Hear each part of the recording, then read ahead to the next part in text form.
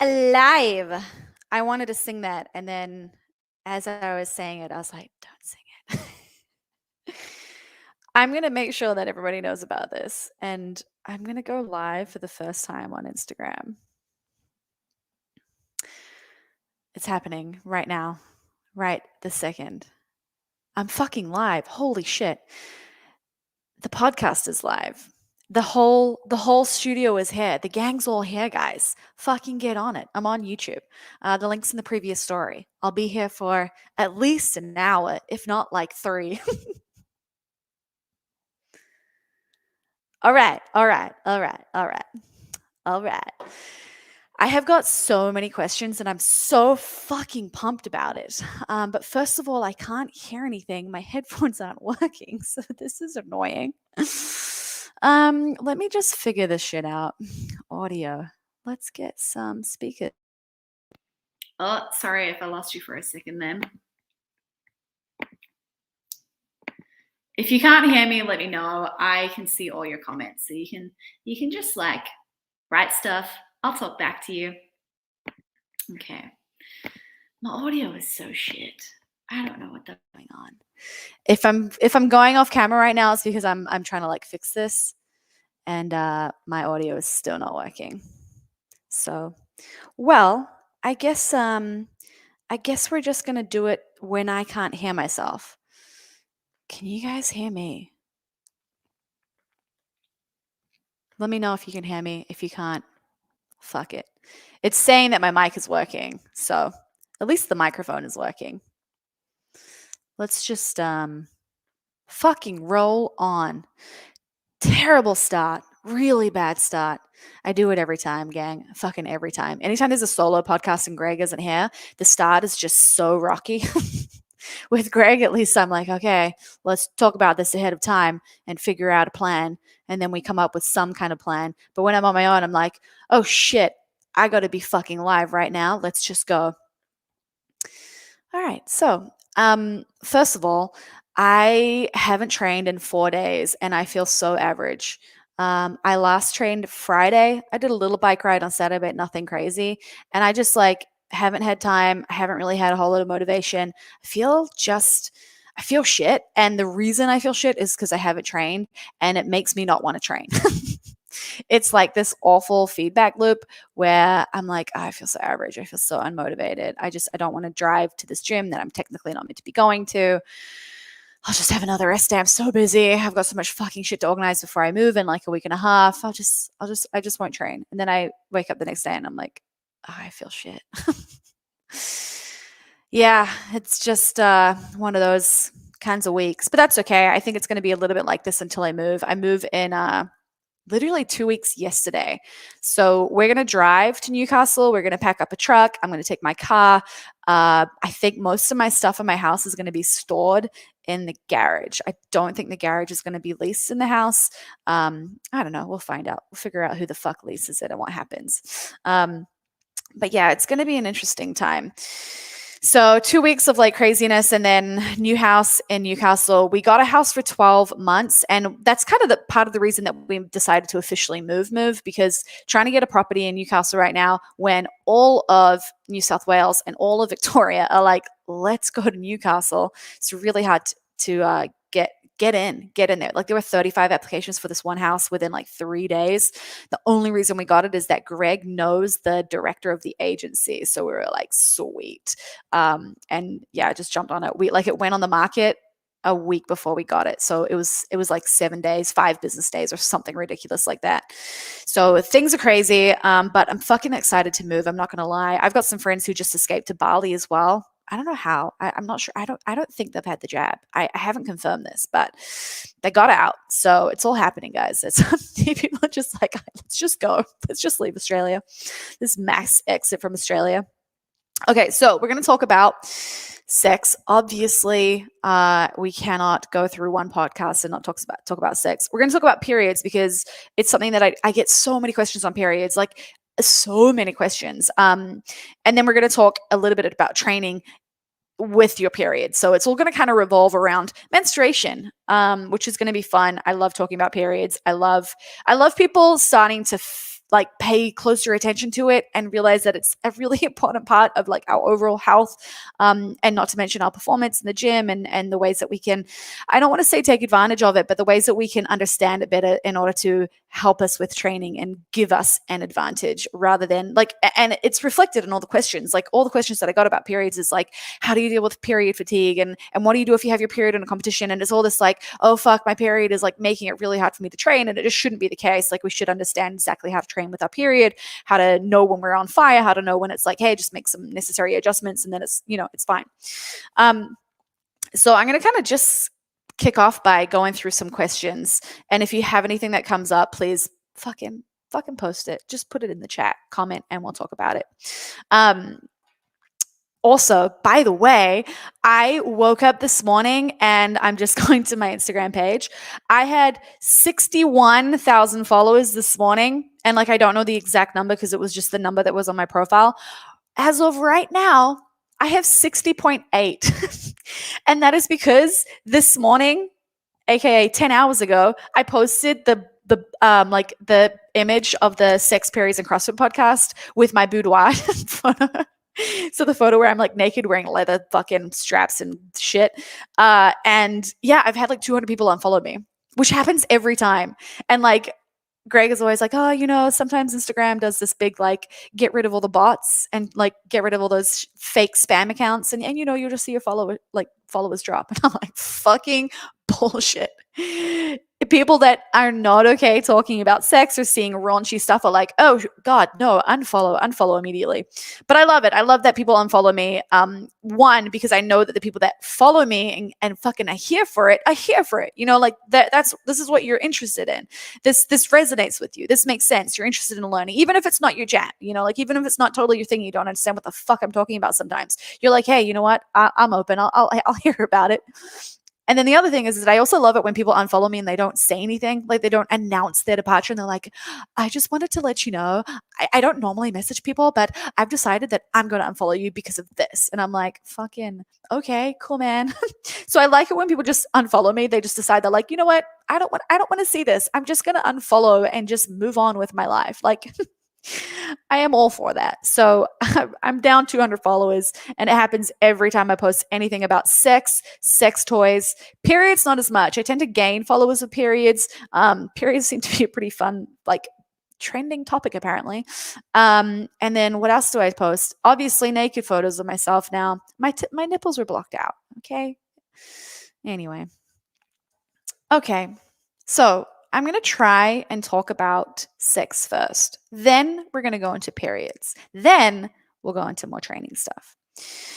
So I'm going to go through the questions just in like order of how I've got them. And the very first one, I'm getting a lot of questions about threesomes at the moment. The very first question is, how do you go about having threesomes, etc., if you're not 100% down, but your partner is? So first of all, you don't have to be 100% down to like test it and dip your toe in the water and try it out and like experiment and play with it, because you don't know if you're into it until you fucking tried it. It's like you don't know what you don't know.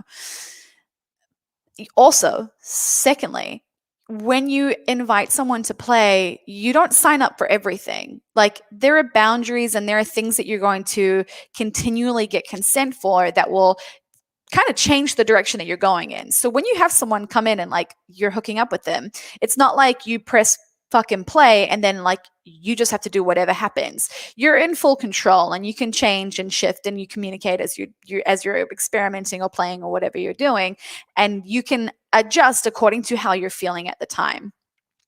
So I just would recommend that if you're not feeling 100% down, but you decide to go ahead with it or experiment or have a threesome and bring someone in, that you make sure that you talk to your partner like, hey, what are your hard boundaries? Like what are the hard no's? Like what's the absolute definitely not going to do that? What's the I'm not sure, but I'd be intrigued by it, and what's the green light stuff? So there's a really cool it comes from like the BDSM community where you do what is it called? It's like a I'll have to go and find it. It's like this checklist that you go through, and it lists off like all the kinks you could ever fucking imagine, from like, hey, do you like leather cuffs? Do you like fucking spreader bars? Do you like being urinated on? Like, are you into golden showers? Do you like butt stuff? Do you like fingers in your pussy? Do you like like everything? Okay, it will list off like things you could never even imagine exist in the world. You'll find it on this list. And what happens is you go through the list and you say, yes, I'm into it. No, I'm not into it. Or I'm not sure what this is. I'd be interesting to try. Or this kind of scares me, but I'm intrigued. So you have these different categories where you can respond to different kinks. And this is how you would let, for example, in a Dom sub relationship, this is how you would let your Dom know what you're okay with and what you're not okay with. So that's the kind of thing that you could potentially, I guess, apply in the case of a threesome. It's like, hey, have the conversation with like, are you okay with eating another girl out? Yes, no, maybe, unsure. Are you okay with kissing another girl, or to your partner, a guy? Are you okay with kissing another guy? Like, what are you into in terms of like playing with this third person that you're potentially going to bring in?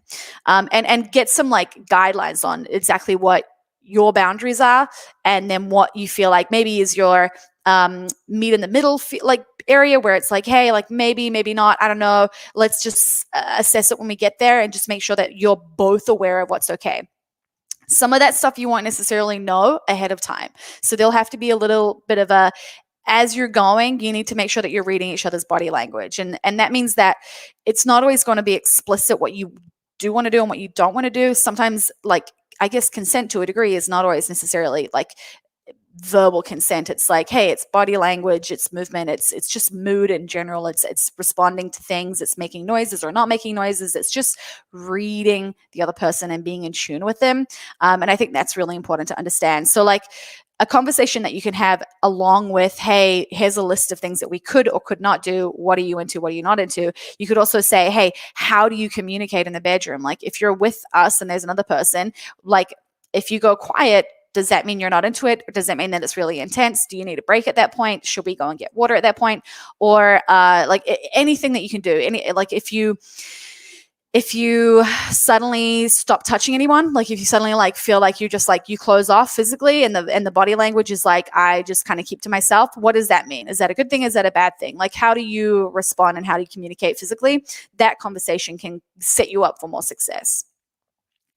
So yeah, I think like the thing is make sure that's something you want to, or at least you're intrigued and maybe want to dip your toe in the water. And then secondly, make sure you understand like, hey, how are you going to communicate when you're going through this experience? And make sure your partner's on the same page. The other thing that I will say is if you're not 100% down and your partner is fully into it, then do something that's not all the way. Like go and just flick your Tinder to girls and just talk to girls.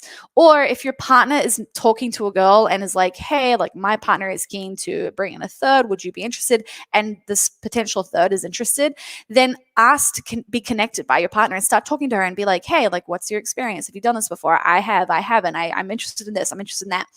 Like the first time that I had a threesome was great because the other girl, it was her first time as well. So we just ended up bonding over this shared first experience. And it was like, this is actually really nice. Like we can both be nervous and have no fucking idea together and just be figuring it out as we go. And what could have happened is we might have connected and talked about it and then nothing might have happened and that would have been fine. Because I think it's just about taking those steps to feel like, hey, I just want to feel it out. Just let me try it on for a second. And if I'm not into it, then I'm not into it. But I think you can give yourself an opportunity to just, hey, like talk to someone and see what it is that scares you. Maybe say it out loud to them. It's probably the same thing that scares them. Remember that they're also human. And that can just kind of help you overcome that. The other thing is that instead of just talking to girls or flicking your Tinder to girls, you could also go out for a coffee with a girl. And I think that's a nice way, especially if you're like potentially going to play with a third, to just meet them ahead of time. And again, you're not committing to doing anything except for getting coffee. So that can be a nice way to just like literally get your head around it and just get adjusted to the idea of like, hey, this could potentially happen. Am I into it? Is it a turn on for me? What do I find hot about it? What do I not find hot about it? Or maybe what fears or insecurities does it bring out? And just start working through some of that stuff and do it with your partner. So that is my first piece of advice. That was like 5 pieces of advice, but that was my first question. Okay, so I had another question about threesomes, And it was an interesting question. So it was a question that said, how do you find a third that's like cool and won't ruin your relationship? So let me just find the exact words. Oh, this is so annoying. I had like everything in order and now people have added more questions and I'm like, oh no. Here we go. How to find the right couple or person to add to play/sex and not ruin relationships. Okay. The first thing that came to mind when I read this was like, if a third person can ruin your relationship, then like tell me more about the relationship. Like if it's that fragile, then maybe like bringing someone in is not a good idea. If you feel that insecure about the relationship or that fearful, or it's like it exists in a way where someone could come in and like fucking ruin it, like quote unquote ruin it, then to me I'm like, hey, maybe there's some stuff to address there in terms of the relationship. And even if there isn't anything to address, if that's the fear that you have, you absolutely need to talk to your partner about that. You 100% need to be like, hey, like I would like to do this, or like this is interesting to me, but my fear is this. And maybe it's not actually the case. Maybe you're just theoretically asking, like, how do you do this and not ruin the relationship? Here's the other thing: finding a third person to join you and your partner is not easy. I can tell you right now that a person that's willing to come into a partner or like a couple situation and be the third, like typically is not looking for a relationship with those people. Some cases, yes, but it's pretty rare. They're usually the type of people that are looking for some kind of like sexual exploration, a little adventure, like just some fun, something, something exciting with new people, trying to connect. And it's going to be a great experience, hopefully, for everybody. But like, I'm yet to see someone come in and like steal the guy or steal the girl. I just haven't seen someone that's been the cause of the relationship to be ruined, quote unquote, ruined. So I think maybe like in terms of like, how do I find the right couple or person? I don't think it's about finding the right person that wouldn't ruin the relationship. I think it's about making sure that your relationship is set up to be able to handle these kinds of experiences. I think thinking that a person or a couple that you play with would ruin the relationship is a little perhaps I want to say like misguided, but that's not the word I'm looking for. It's just that if you think it's the outside thing that's going to crack you, it's not. It's the fact that you're crackable and there's some stuff going on internally that needs to be addressed, whatever that may be, even if it is purely the fear that someone else could ruin the relationship. Is it because your partner doesn't pay you enough attention and you're scared that when they pay someone else attention, that means they are interested in them and that they want to pursue them? Are you afraid of being abandoned? Do you have like issues around abandonment or fear of being left alone? What happened in previous relationships? Have you been cheated on? Like oftentimes it will relate back to an insecurity. So that's the kind of thing that I would be potentially thinking about. It's not the person or the couple. It's where you're coming from and what perspective you have on that being able to potentially fuck up your relationship. Okay, so here's what I will say. When you are talking to other people to potentially play with you, there are definitely red flags. And I can't say that I have personally got defined red flags for like, oh, I really look out for that thing and I really look out for this thing. Like I tend to meet people that would potentially join me and Greg in the same way that I look for people that I would want to date or hang out with. Like I look for the same qualities in friends and partners and like just people that I want to hang out with. And there's a really cool part in the book, The Ethical Slut, which is a great book. Like if this stuff that I'm talking about interests you, go and read The Ethical Slut. But she talks about how do you pick a partner to have sex with? Like how do you pick someone to be intimate with? And she doesn't really give you any rules as such, but she does say, hey, pick someone that you would want to see again. Like if you can keep it as simple as that. Don't conflate sex with love. Don't conflate sex with like trust. Like don't, it doesn't have to be about that. It's just like if it's someone that you're interested in seeing again and someone that you connect with and you'd want to actually just hang out with them, then that's the perfect person to get intimate with. And I think it's the same thing with regards to finding someone. But here's what I will say. If you're in a relationship with someone who says things like, oh, you just like you're with someone else. Like, so this is actually the case of Greg having someone that he was talking to that wasn't potentially going to join us. He was just going to hook up with her separately. And she was like, I think it was something along the lines of he'd said, yeah, no, like I love my partner and like we have an amazing sex life or we have whatever, the relationship is amazing. And she said something along the lines of, oh, well, you haven't met me yet. Or maybe it was like he's like, no, I can't imagine I would ever leave my partner for someone. And same thing. She was like, oh, well, wait till you meet me. Like, I'll see what I can do about that. Something like that. And that was like an immediate red flag. And Greg was like, yeah, no, not interested, and stopped talking to her. So there are definitely potentially like I would imagine a woman, but potentially men as well would play the game of like, I would like to like fuck around and see if I can make you want me when you already have somebody else. So maybe people would take that to an extreme where they would actually try to move in on the relationship and lock someone who's non-monogamous down into a monogamous relationship, or take someone from an open relationship and try and get them to leave their partner. That would be one thing that I potentially look out for. But the hard thing about that is what is often attractive to people coming in and being the third or meeting people that are in open relationships, whether they're playing with the couple or playing with one partner solo. Sometimes that's part of the fun. It's like you can play on the fact that they do find you attractive and they also have a partner. So you just have to be able to read people's language. The other red flag is if someone does not want to talk about your partner. So like if someone doesn't want to talk about the relationship, even if someone doesn't want to talk about things like boundaries, if somebody just like cuts off communication about a certain thing, I would be treating that as a bit of a red flag. One, because if they can't talk to you about your partner, then there might be some stuff going on in the surface that you're not aware of. And two, if they don't know how to talk about boundaries, then that's going to make communicating through the whole thing really difficult. So with regards to finding someone, like I said before, find someone you trust, who has similar values to you, someone who you would want to hang out with again. I think it can be as simple as that. So yeah, that is how I would answer that question. Okay. Have I been to a swingers party? I've been to 2 virtual sex parties. They're not like swingers parties. Swingers party feels like old to me. I've never been to a sex event that was called a swingers party, but I have been to an online sex party. 2 of them. They were both in New York. And it was basically like a whole lot of people doing what I'm doing, but on Zoom, and you had all like the screens and you could see the host and then you could see performers. And so there was like a series of performers that would come through. One of them was like a stripper. I've seen one that was like, it was like a den, like a sex den, and they had a cross up and they had this girl chained up and they were doing all this like crazy, amazing stuff with like all these hectic sex toys.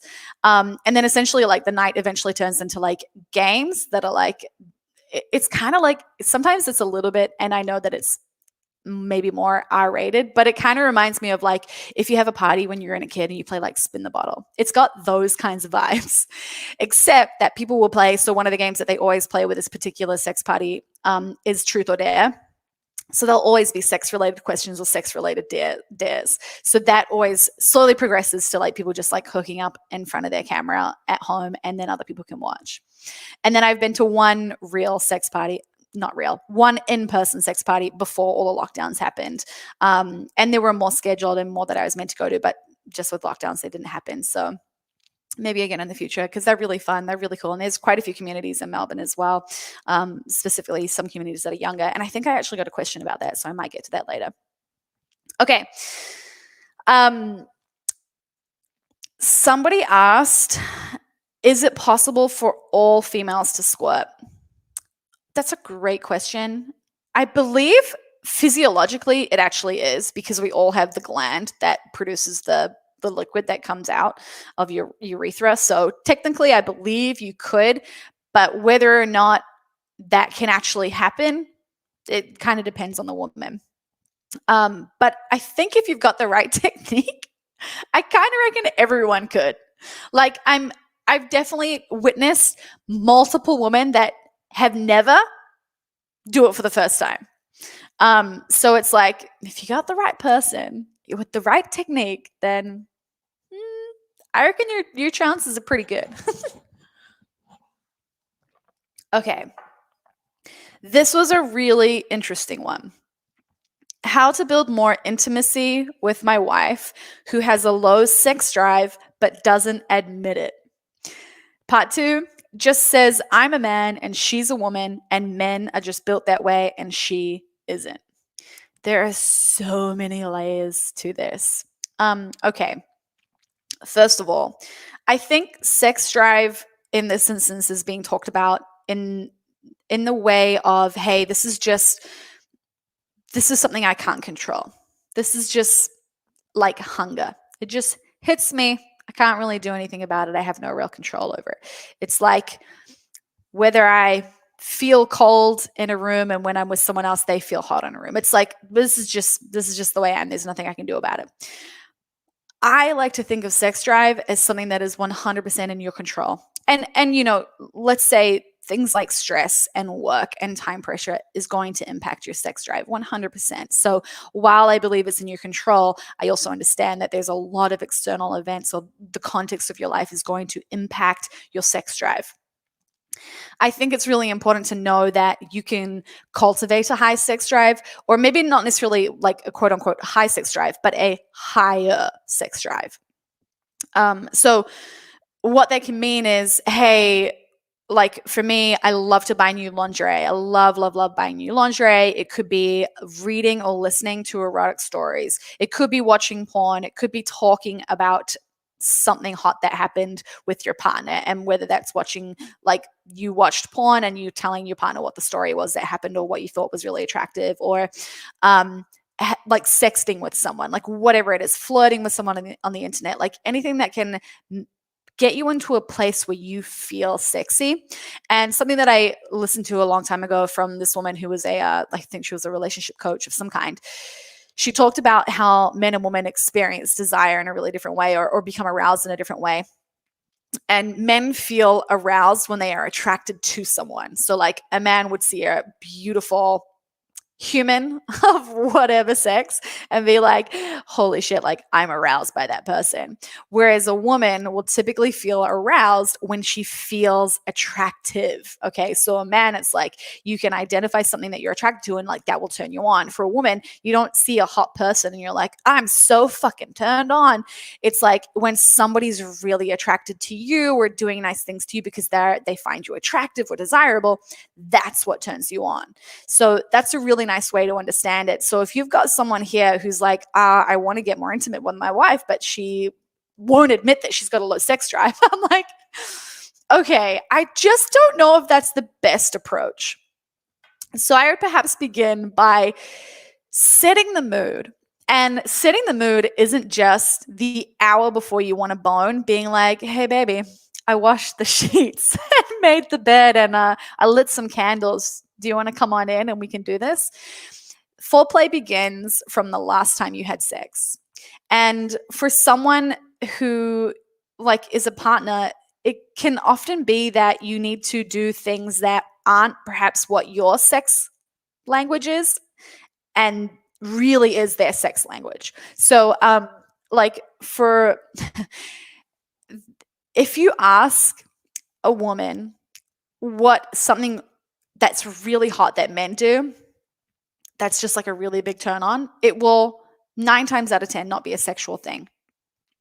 So it's like, you're not going to say, oh, like when he undresses, that really turns me on. Most women probably won't say that. But when he's helping out in the house, like when he vacuums, when he's wiping down the kitchen bench, like that stuff, you're like, oh, God damn, that's so sexy when he does that. When he's playing with friends' kids or your kids, and like any man playing with kids and being like a nice human to little children, I don't know what it is, but it's fucking hot. So sometimes the things that turn women on are not potentially like the classic like sex stuff or like things that perhaps would turn you on. So I was having a conversation on the Savan podcast about love languages. And I think there's the same thing with regards to like sex languages or maybe arousal languages or desire languages. I'll come up with a name later. But I think that the things that turn a woman on are just totally different to the things that turn men on. So I think in terms of like when she says men are just built that way and women aren't, or like you're a man, I'm a woman, like I'm not going to say that she's right, because I think she probably has a little bit of like a narrative or a story or even an excuse, because she's not into whatever you're like putting out, like she's not interested in picking it up. Whatever you're putting down, like it ain't doing it for her. I will say that there's probably two different languages being spoken here, and what you're trying to say and what you're trying to communicate in terms of trying to get some is not the way that she wants to have that fucking put on her. So you may need to understand what her language is. And what it could be is, if you want to get more intimate with someone, tell them that you want to be more intimate with someone, and know that intimacy may not just be sex. And I think it's really important, especially for men, to figure out other ways to connect with their partners. Like, I think after having a couple of conversations with MDM, like one of the reasons that I see men being quite attached to like sexual behaviors, or just being attached to like their sexual identity, is that it's one of the few ways that they connect with people to that on that physical kind of level.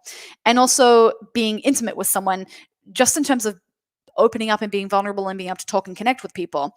For women, we become intimate with our friends because we talk about everything. We can fucking get naked in front of our friends and it doesn't matter. We can go out and do things together. Like, the relationships exist in different ways to the relationships of men. So women will have quite intimate relationships with other women, as well as intimate relationships with their partner, and intimate in a different way, but in the sense that you get like that physical contact, you get that emotional contact, you get all of those things from friends as well as from partners. So in terms of like emotional connection and intimacy, our cups are pretty full, or at least we have a lot of options to fill them up.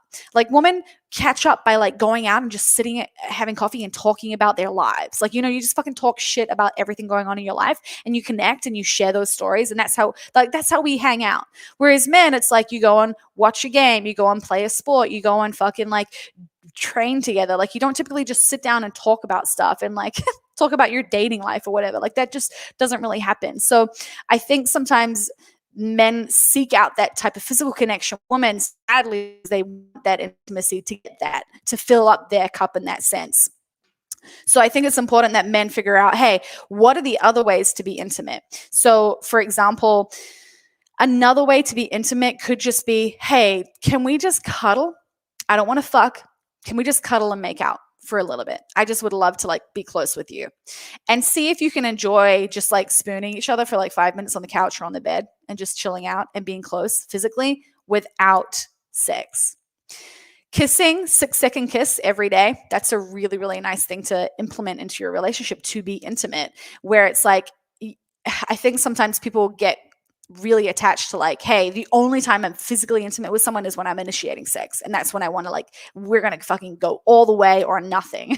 So I think it's important to separate out all the nice things that you like about being with each other and being physically intimate, but remove the goal of fucking or penetration. And when you suddenly like stretch those things apart and you're like, oh, I really like just making out. Like, making out is one of the funnest things ever.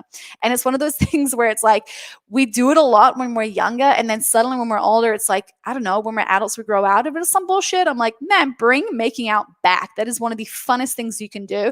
And when it doesn't lead to sex, when there's no pressure for it to go anywhere, a woman can enjoy it so much more. Not only that, but it will often get her in the mood to want to be intimate. So that's the other thing. Like, spontaneous desire for sex doesn't typically happen for a lot of people. So if you're a guy, and this is another thing in terms of like desire and arousal language, are you someone that spontaneously just wants to fucking bone? Or are you someone that's like not necessarily always in the mood, but could get there? So something that you can ask is like, hey, let's say, hey, I don't know. I don't know how you initiate sex in your relationship. Say you decide that you're going to cuddle for 5 minutes on the couch, or cuddle and like go and lay in bed and just like make out for a minute. You're like, hey babe, can we just have like a little make out for like 2 minutes? And then you guys get into bed and you start making out.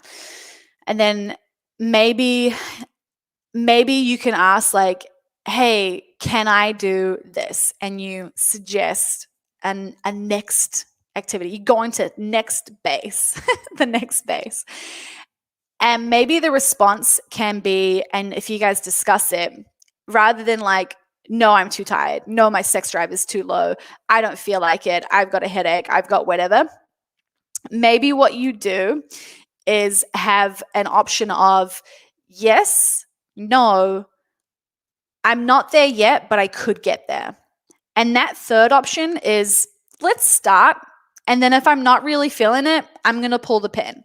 So that gives someone permission to be like, yes, but it's a temporary yes. And I can pull that away when I want to.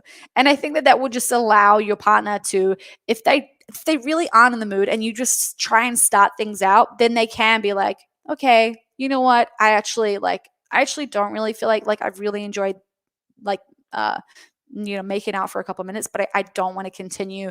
I need to go and do some other stuff, or I just want to cuddle now. That could be a really nice option to help them have another answer that's not just yes or no. So you're going to have other options to build intimacy. You're going to figure out what their language is, what turns them on, what makes them feel desirable, what helps them feel aroused.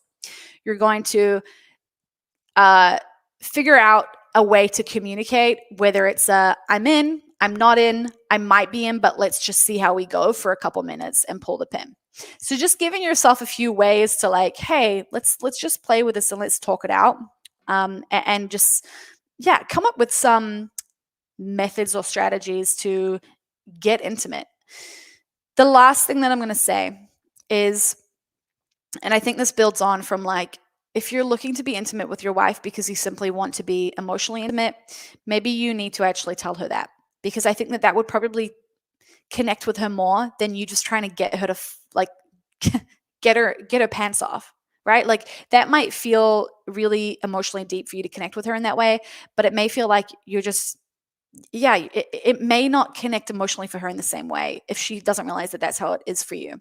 So if you're just trying to get her pants off and get her into bed, like every time that you want to be intimate and fill up your cup, she just simply may not interpret it the way that you mean it. So what may help express your I guess your need, this is a need that you have, is to be like, hey, I really like to connect with you physically. Like I love being physical with you, and list out things. Make sure that when you say I like being physical, it's not just I want the P and the V. Make sure it's like I really like kissing you, and I really like holding your hand, and I love cuddling, and like spooning is just the fucking best, and like list out the things that you enjoy doing. Like I really love it when you kiss my neck. I really love it. Like whatever the physical things are, list them out. And explain that when that happens, it helps you feel really connected to her, like in a different way, in a way that you don't have with anybody else. It's only her.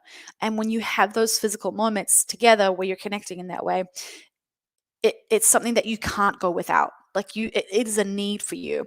And that when you feel like you don't get it, you feel like you don't connect with her, and that you've got to find ways to do that.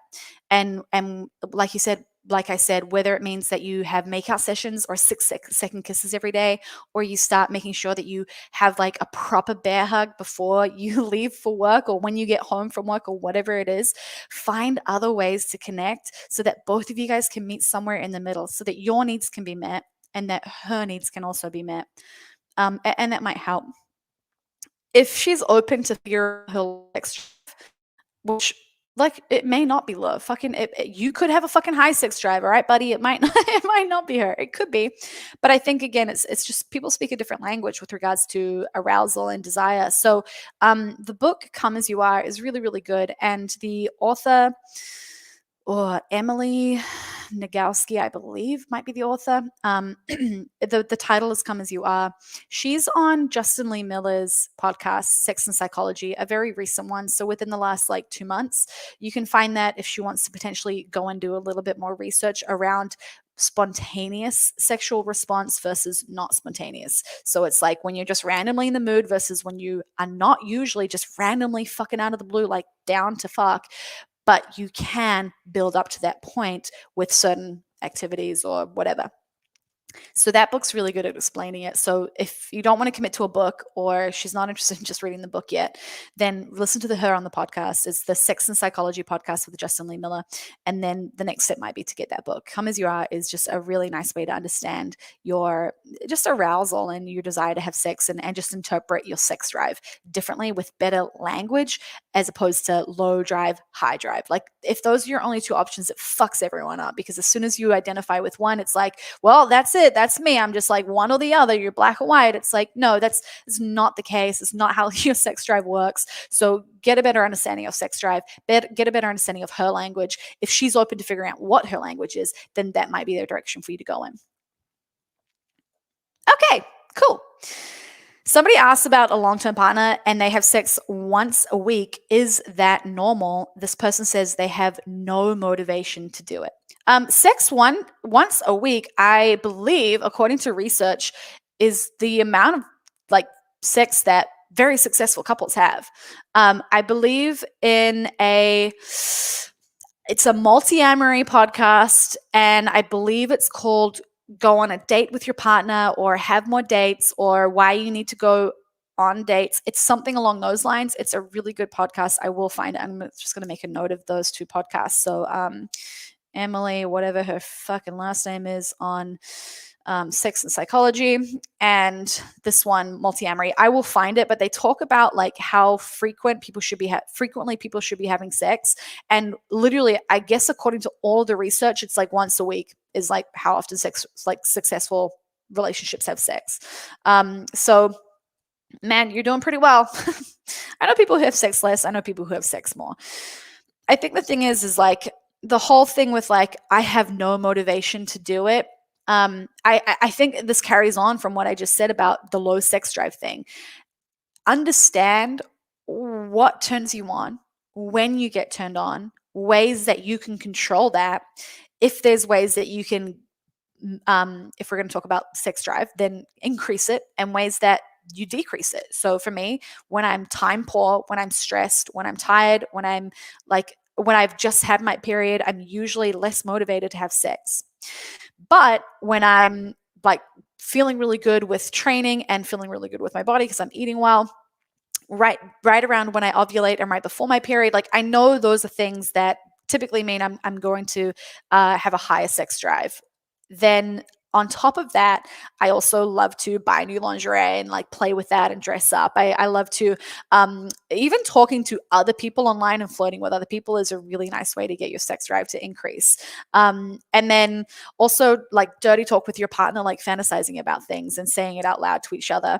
And then, like I said, listening or reading erotic stories. Like Dipsy is really good. So get that app. There are three free ones that you can listen to on it, and just start listening to them and see how you respond to it and see what happens. So rather than feeling like, oh, this is just the way I am, actually try and like, I guess essentially try to prove yourself wrong. So when you say I'm this, see if you can go about finding ways that you're not actually like that. So for example, like I'm not motivated. Maybe you're not, but maybe it's just because you're really fucking stressed out, or you've just had your period, or you're just about to get your period, or wherever you are in your cycle. Like it could be any of those things. Or maybe your partner is not doing anything to create any desire, and there's no foreplay and there's no play or flirting or kissing or anything leading up to it. It's like, people are not motivated to have sex if it's bad sex. Like that's one of the best things I've ever read. And that's in Come As You Are as well, by Emily. God damn, what's her last name? Okay, let me Google it. I'm going to have a producer one day. It's going to happen. Come As You Are. Emily. Oh shit, I think I got it. Oh fuck, Nagoski. I was so close. Emily Nagoski, Nagoski. I wish she had a really big Instagram page, but she doesn't. It's just her, and like she posts photos of her cats. I stalk every author of every book that I read, and I try and follow them. She was one person I don't think I followed. I was like, okay, I think I'm good. Emily Nagoski, Come As You Are. So she talks about people don't want to have sex and call it a low sex drive, oftentimes because they're just having fucking bad sex. Thanks, Greg. You should be my fucking producer right now if you're sitting at home listening to this podcast. MDM is listening. And he just posted the name of the author. Can you please go and find the links for those other podcasts too? Thanks. Okay, go and listen to that podcast. And just fucking yeah. I think it's just something that we should all be curious about rather than like, oh, I think I'm just not motivated. I just don't like this. Like, I think in a healthy relationship, when you're healthy and you're not stressed out, you should have natural waves of desire that increase and decrease over the month. Now, if you're on hormonal birth control, that would be different. But generally speaking, even if you are on hormonal birth control, but you're a healthy human that eats well, takes care of training, isn't maximally stressed out from kids, work, finances, relationship, your house, or you should have experiences where you do really desire your partner. And if you just find that week in and week out, you're just like, oh, I guess I should do this once. Okay. I actually think that's a red flag. Like, I think that's a problem. And we should be trying to have fucking better sex. Like, we should be trying to enjoy it. We should be trying to find ways where we can either help ourselves if it's a problem with us, or look at the relationship or look at the partner and start asking the question of like, is this making me happy? Is this what I want? Is this working out? Are there ways that we could do this better? Like, are there ways that we can improve? Are there ways that we could feel more desire? Like, what can we fucking try to do that? Like, let's try a new sex toy. Let's fucking go and flirt with a third person on Tinder. And even if we don't hook up with them, let's just try it just to see if there's ways that you can expand your relationship sexually. Because I just think that we should want sex and we should want it with our partner. And it doesn't necessarily have to be every day, but if you're feeling like you don't want to do it and you just make yourself do it once a week, that to me is a problem. Sex should be central in your relationship. It should be a talking topic that comes up frequently, should be a conversation that you're having. It should be a fun thing to talk about, a like cheeky, delicious, like kind of naughty thing that you talk about that's special because it's you two. Like, it's such an amazing part of any relationship. And it's unique because unless you're in a polyamorous relationship, you're only having sex with that one fucking person. So it's really special to you too. And you should be able to have that almost inside joke. Not a joke, but an inside thing that only you two know about and you guys get to share and no one else sees that. And if it's something that is just kind of brushed under the rug, or you don't really talk about it, or there's things going on that you're not happy with, and it's just like, I'll just tolerate it. That's fucked. That's not okay. Like, what else in your relationship would you just tolerate? You're like, nah, like, what's something? I don't have another example. Oh God, I'm the worst at thinking of examples. Like, if they didn't get along with maybe a family member that you really cared about, I feel like maybe that would be an example where you're like, you'd probably have a conversation about that. No, that's a horrible example. Okay, I'm going to move on for that one before I just fuck my shit up. Okay, I have a question from a mum. Burned out with life, touched out as a mum. Any tips for getting back in the mood? Lots of questions on getting back in the mood. Okay, the best way for you to get back in the mood is if you are touched out and you're having like a lot of interaction with your kids, is to get time alone and time away from your partner. So something that MD and I were just talking about was, how do you keep the love alive? Like, how do you stay in love, and how do you make sure that you continue to cultivate a loving relationship?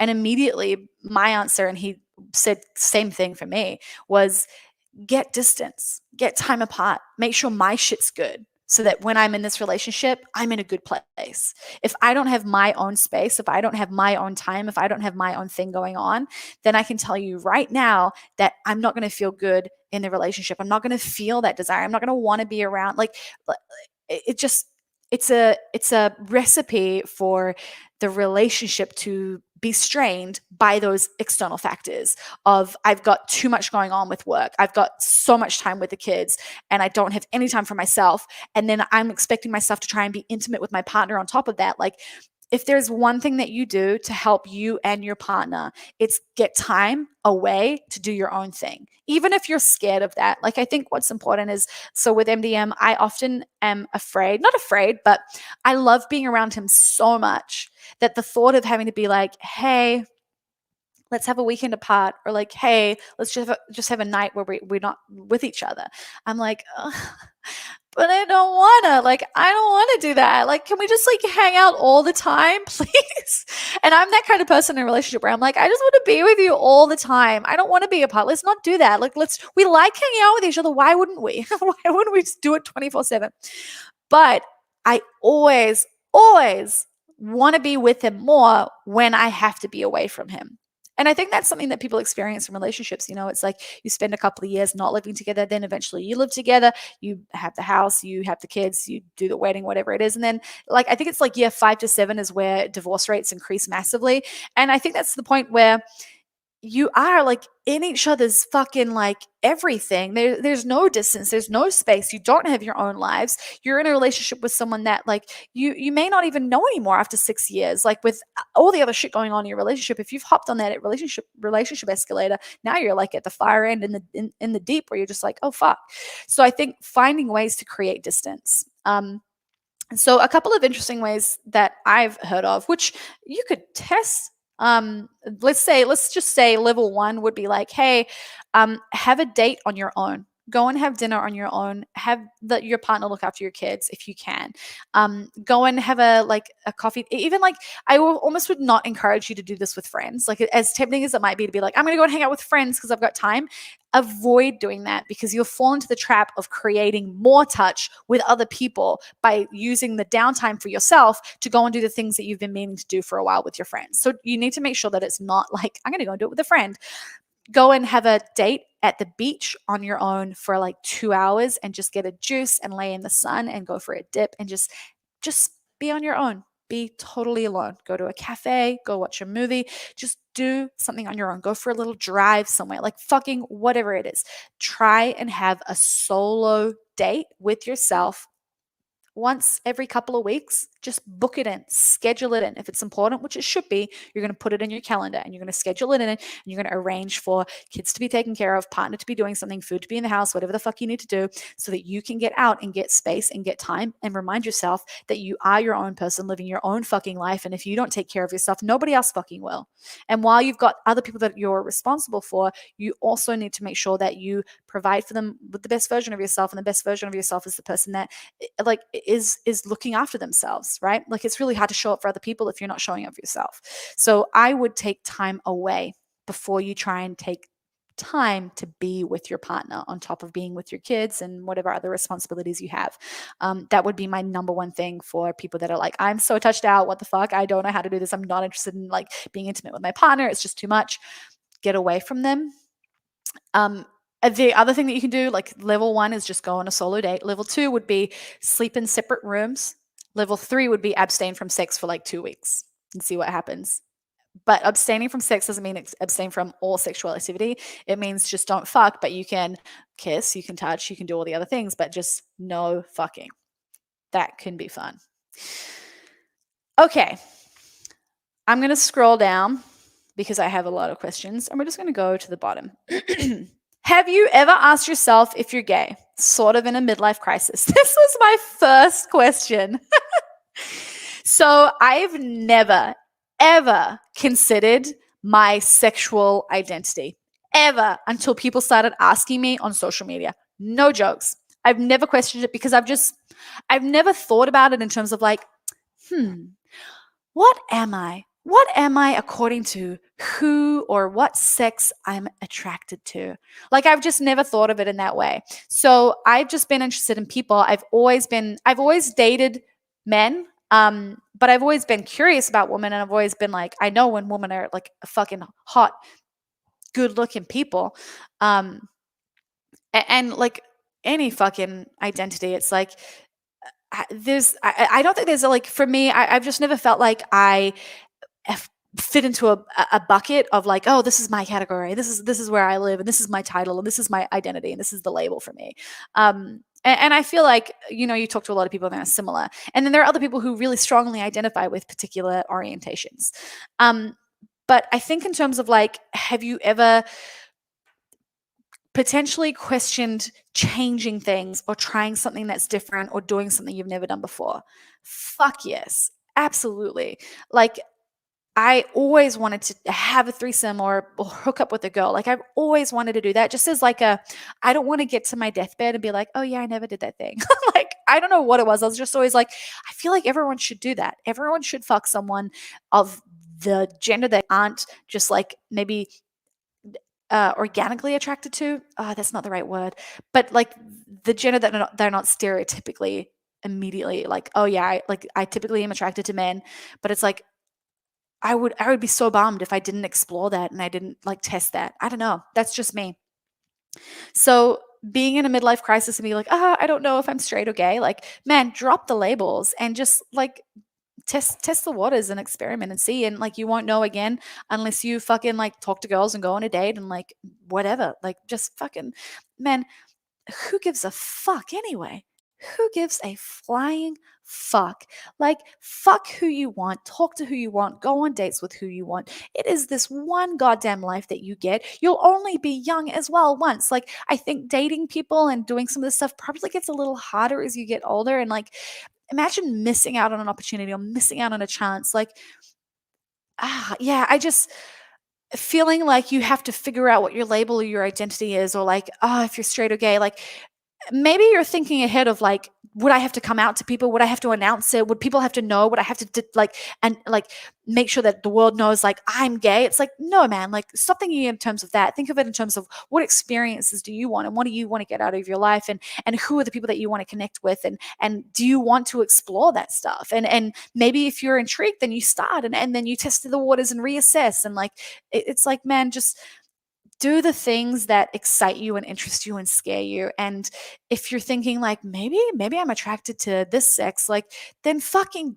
go for it, man. Just go for it. Enjoy it. Like, there's so much to explore and learn and experience that to cut yourself off because you say you're straight, it's like you're just limiting yourself. You just put yourself in a box, which means you can't do certain things based on some fucking invisible rules. Like, what a shame. What a shame to abide by these rules created by some external fucking force, society making you feel like you can only do this, like you can only wear a one piece because you don't have a fit enough body. You can only sleep with men because you're considered straight. You can only do fucking, whatever the bullshit rules are. Like, we make up everything. Human make up all the rules. And you can break every single one of them. You can do whatever the fuck you want. Like, you can do what you want. You can think what you want. You can try whatever you want to try. And to be like, I don't know if I'm this. Like, man, just do it and figure it out afterwards. Like, just try it and see what happens. Okay. All right. So somebody asked me about doing a boudoir shoot, and I don't feel confident enough, but I feel like it would help my confidence. Yes, it would help your confidence, because when you do something you're scared of doing and you're like, I fucking did it anyway, you realize that you will never feel confident before doing something. And that when you feel afraid of doing something and you do it, you suddenly gain confidence from doing the thing that scared the shit out of you. So do the boudoir shoot, fucking hook up with the girl, fucking do the threesome, wear the bikini, take the photos, do all of the things. Like, you will never feel like doing it. You'll never feel ready. You will never be 100%. And if you're waiting to feel confident to do something, you're going to live a life feeling unconfident in every single area, because you will never gain confidence, because you absolutely must take risks to get confidence. You will not get confidence before you take risks. It is always the other way around. Okay. And that applies for everything. You will never feel ready. You will never be able to have motivation to just do something. You must take the step. You must take action. You must do things that scare you in order to get the reward. Okay. And it's that way for a reason. We don't just get confidence for no reason. Like, you have to do something and overcome that fear in order to be like, you know what? I did it and I was okay. If it weren't scary, you wouldn't gain confidence from it. It has to be scary, and you have to fucking do it, because that's the only path to confidence. The only reason I have confidence is because I've done shit that scares me. I've been on stage in front of people. I've performed in front of people. I've stood in front of people and delivered lectures. I've been on Instagram and I've talked about sex. I've talked about my period. I've talked about binge eating. I've talked about fucking everything. And it's terrifying. And I feel so vulnerable. But I've gained confidence because I'm like, well, I'm still alive. I didn't die. Like, I'm okay. I'm still here. In fact, I'm doing pretty well. Like, so you have to do the thing that scares you. And if you're like worried and you're not sure if you're confident enough, you don't know if it's going to work out, do it anyway. Just do the thing. So 100% do the boudoir shoot. If you're in Melbourne, Ebony, who did my boudoir shoot, MDM and my boudoir shoot, she's in Frankston. She is so good. Like, I searched like all of social media to find a boudoir photographer that would actually create good photos, because there's so many that are like glamour shots, and hers are like dark and shadowy and like sexy and mysterious, and they're hot and like they're raunchy and they're just amazing. And it's because she has this studio which has this incredible lighting.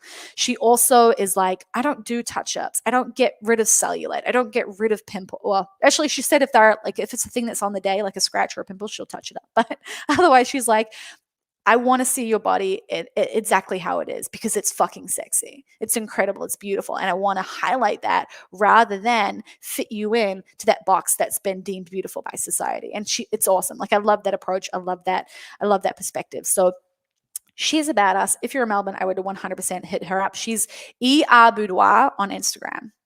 So Ebony, she's awesome. Okay, I'm just going to keep rolling on this. We'll get to periods in a second. So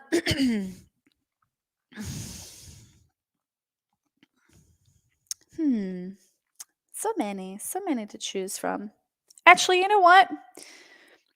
This might be the time that we transition, that we fucking, move on. Yeah, okay. All right. Cool. I did have a couple of questions on masturbating. I'm always pro masturbating. Some people are like, oh, if I don't have a partner, should I masturbate? I'm like, fuck, yes, absolutely. If you do have a partner, you should masturbate. Yeah, okay, this is actually a really long one. Okay, you know what? I haven't even read this. This is my first time reading through this, but it is a 5-part question. I'm so impressed. This is a 5-part question. Those little question boxes, the problem with it on Instagram is that you get like a 20-word limit. And so people are like, I can't even fucking ask the question that I want. If that ever happens, just DM it to me. But this question, okay, we're going to go into it. Part 1, being in a long-term relationship for 3 years and have been living with my partner for 2. I don't masturbate as much as I used to and would like to do it more often.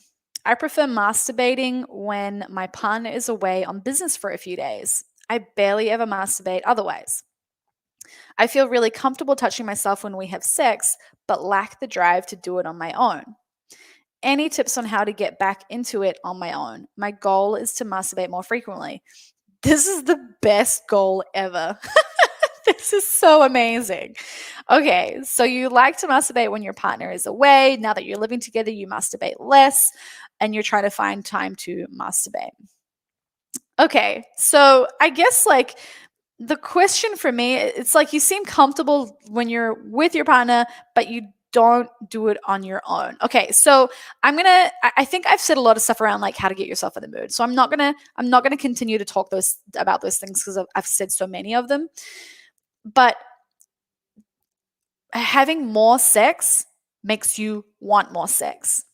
Masturbating more makes you want to masturbate more. So as much as you're like, I'm just like, I don't really want to do it anymore, it's because you don't do it. You don't do the thing, and therefore you don't want the thing. It's the same thing with fucking like eating food. What you crave is what you eat a lot of.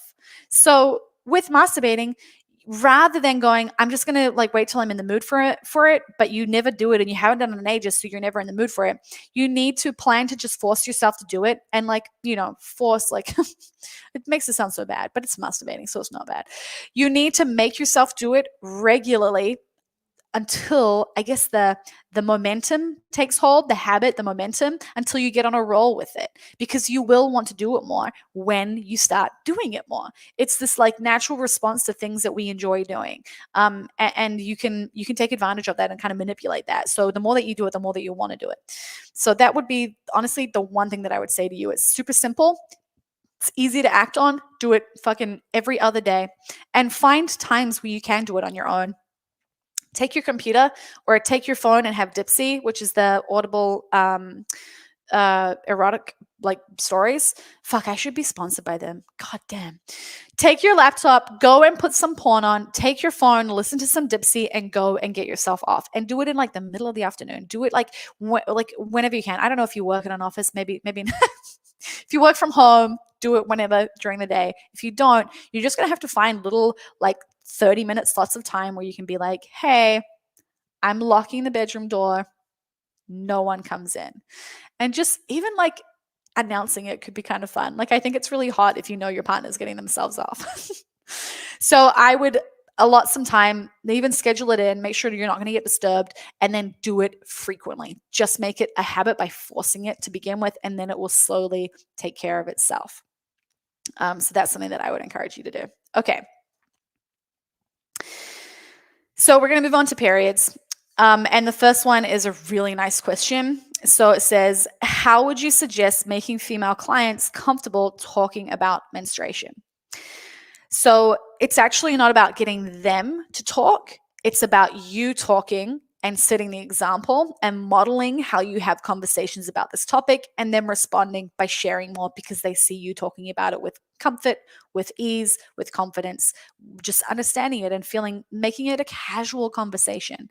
So a really nice way to do this is, rather than saying, oh, you might be on your period, what day of your period are you on? Or do you experience this? Or how does it affect you? Or blah, blah, blah. What are the questions are specifically about that person?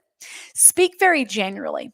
And so what it might be is, you might say, hey, oh, that's interesting that your back is hurting. You know, I have definitely spoken to a lot of my female clients, and they'll often find that around ovulation, they can sometimes have a bit of back pain, or like right before their period, they'll start to have a little bit of back pain. And so you're just introducing the topic as a general thing. It's not specifically about them. They don't have to respond. They don't need to do anything or give you information about their period. You're just bringing it up and introducing the subject. And then you might have something else like, if you have a partner, that's a really nice way to take advantage of, like, oh, my partner and I talk about her period, and it's a conversation that we have regularly. And so this is what I know about it. So it might be like, oh, my partner wasn't feeling very good on the weekend. On Sunday, she was like day 28 of her cycle. So she just had like a bit of cramping and just like was pretty tired. So we just chilled out on the weekend. So bringing it up as like just a regular part of conversation is a really, really nice way to do it, where it's not about them and it's not something that you have to be like, I know about periods and we should talk about it and this is important. It's just about introducing the subject, just like any other fucking subject, like what you ate for dinner, or like your plans on the weekend, or like whatever it is that you talk about. So that can help. Okay. Moving on. I had a question that was about low progesterone. So let me find that bad boy. Oh, I also have another question about being the other woman. I'm going to get to that. Okay. Do you know much about low progesterone levels, and can it be helped / fixed with nutrition? If you are suspecting that your progesterone is low, I would go and get a blood test. And you may need to reach out to a naturopath to essentially get prescribed the specific things to test with your blood work. A lot of GPs will test like some basic stuff, and it will miss important things that will correlate with what's going on with your hormones. So not only one does your GP typically look at just what the average range is, and if you're within it, they're like, oh, you're fine. Even if you're at the bottom of that range, they're like, oh, you're fine, you're within range. So they won't pursue finding out how to optimize you, but they also typically won't check everything, so you can miss things really easily. So I recommend going and getting blood work through a naturopath who can hopefully, and this is what happened to me, I saw a naturopath, she basically wrote out a list of things to get tested. I took that to my doctor. She was fortunately very open to me just being like, hey, like I'm having issues with my period. I spoke to a naturopath. Can I get these things tested? Gave her the list, and she just ran all the tests, which was really, really good. My new GP in Melbourne didn't do that, but I also didn't push her to, because I wasn't seeing a naturopath at the time and I didn't have issues with my period. So I was like, oh, it's okay. Like I'm just kind of following through and making sure that nothing like major has happened. So I would go and get tested. And then in terms of low progesterone, what you can do is address eating foods and doing things to increase progesterone, and then also potentially addressing, like, you may actually have excess estrogen. Sometimes you can have a little bit of both. So that could be the case. If you have low progesterone, a really good indicator is that you're not ovulating, or you're missing your period, or you're getting your period late. So with your period, so that everybody is clear on this and we're speaking about the same thing. I'm sorry, my throat is so dry tonight. Um, with your period, the actual bleed is not the main event. I know it's confusing because it's called a period and we talk about the bleeding bit being the period, not the most important part of your period at all. Like, your period is really like just this irrelevant piece of the whole cycle that just kind of resets you.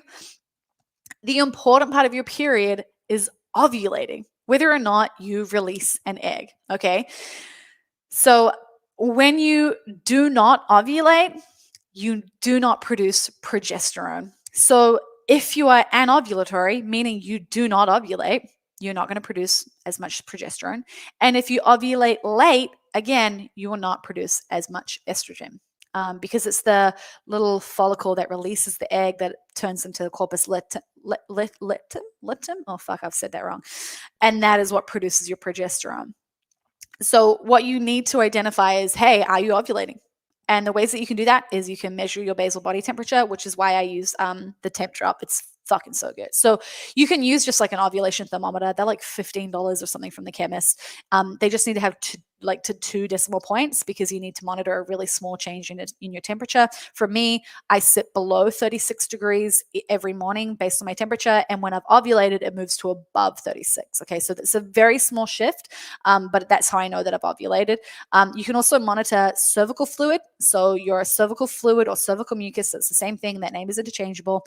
It will go egg white when you ovulate. Okay. And the egg white cervical mucus is just like, you do like an undies check. When you go to the bathroom, check your undies, check the toilet paper when you wipe, and you'll notice that there are some days during the month where the fluid is really egg white. It happens twice during the month. It will happen right before you ovulate and right before your period as well. So if you've got that going on, you typically know that you're ovulating. And then finally, cervix position is another one. So cervix position is like literally a physical like finger check, where you check to see if you can feel your cervix. And your cervix kind of feels like your nose, like it's soft and pointy, and it will move down and drop up and drop down and kind of get a bit more solid. And you'll feel that when you ovulate. And then it raises back up, and then right before your period, it drops down again. So like the feeling of your vagina will change. So like if you're with a partner, they might notice that. Like when you're having sex right before your period, you might feel like more, I guess, compressed around their cock, because you're just like everything's moved down, which is fun. Okay, so in terms of like helping increase your progesterone levels, so one super useful tool, and I'm going to go straight to supplements, and then I'll talk back to the big ticket items. Vitex is really, really useful in terms of helping you produce more progesterone. So Vitex can be taken, I think I was taking 25 milligrams dry, or even 50. I believe I might have been taking 2 capsules a day for like a month. It's also in ATP's Venus Detox. Venus Detox is like the perfect thing for like looking at producing more progesterone, because it has like all the things that you want. But you could also buy all the ingredients separately and get them in higher concentration, I guess. So if you were to buy Vitex, you can buy that separately and have about 25 to 50 milligrams. And then also having something like broccoli sprouts or maca powder, or just like DIM, if you supplement with DIM, that can certainly help. It helps support estrogen detoxification. So adding in so all of those are vegetables that like maca root and broccoli sprouts, including things like kale and broccolini, cauliflower, cabbage. Those are all cruciferous vegetables, and they're really, really useful for, like I said, it supports your liver, which detoxifies excess hormones. So it will detoxify if you've got way too much estrogen in your system. So having those vegetables daily, or supplementing with something like DIM. DIM is also in Venus Detox. I believe DIM is in there, or broccoli sprout powder. And I think it's actually broccoli sprout powder and maca root is in Venus Detox. So you can get that. You can buy it separately, or you can buy it again just in Venus Detox. And then the other thing is like the big ticket items is stress. if you're stressed out, that is the first thing that will fuck up your period and fuck up ovulation. Stress has like a phenomenal effect on your hormones. So if you're feeling stressed, whether it's like emotional stress or financial stress or your family or your work or you're really fucking busy or COVID stress, like people's periods started fucking up right at the beginning of COVID because people were just stressed out. Like it's just a stressful time, and stress fucks up your period. So that's one of those things to address. Like if you're a stressed out person, you need to make sure that you've got ways to unwind, to decompress, to have time out, to do whatever you need to do to manage your stress. I'm not saying that people are going to magically have a non-stress life. You just need to know what tools effectively work to help you like essentially counter the stress. The stress is always going to be there. It's part of it. We're pretty durable human beings. We do well with stress, but when we become chronically stressed and it's like a crazy amount that we just simply cannot tolerate for a very long time, then that's when we find ourselves in trouble. Things that can add to that stress is under eating and overtraining. Okay. So those things typically in isolation won't necessarily do anything bad. Under eating will, like if you have a perfectly non-stress life and everything's great, but you undereat, it will fuck up your period. But you like overtraining or training to the point where you lose your period is actually quite hard. It's always in conjunction with undereating and other stress in your life. So think of undereating and overtraining as stress as well. So that will be a way that you will lose your period because your body will stop ovulating. If you're in a massive calorie deficit, your energy deficiency is crazy because you're training a lot as well. Like that stuff is just bad news. So you'll often stop ovulating because of that. Your body's like, yeah, we're not going to fucking reproduce right now. So it'll just shut everything down. So address stress. And then funnily enough, training and eating separately are also really important in terms of just like maintaining healthy hormones. So making sure that your body is taken care of. So doing some conditioning, so stuff to take care of your heart. So CrossFit's great because it does all of it. You do conditioning, and then you also do weightlifting. So those two things. Weightlifting, if you have got issues with like not having a period and you know that you do a lot of high intensity training, sometimes backing off the high intensity and doing more weightlifting can be beneficial. It's just less stressful on the body. And then making sure that you're eating enough food and you're eating the right quality of food. And not to say that you can't eat anything that's bad quality, just to say that you need to make sure that you're eating adequate nutrients, like, and you're getting in a shit ton of like good stuff for your body, vitamins and minerals that your body needs, that's essential for its metabolism and for it to fucking function. And then I would add sleep on top of that. And sleep can be part of the stress thing. Like you should be countering a lot of stress with more sleep, and making sure that you are able to just fucking recover and give your body a break. So yeah, lifestyle, diet, and then supplementation can help with progesterone for sure. So you said, can it be helped or fixed with nutrition? Absolutely. So that's the first question. Okay. So somebody asked, how do you handle period fatigue during competition? I don't experience a lot of period fatigue during competition. In fact, talking about stress and periods, one thing that I have noticed at two of my more recent big competitions, maybe one, is it tends to actually make my period go a little funny because I'm usually quite stressed out in that phase. So I usually actually miss a period around competition time. So I missed my period at the games in 2019. I was due for it that weekend and I didn't get it for a month. So I just didn't ovulate. I didn't get my period.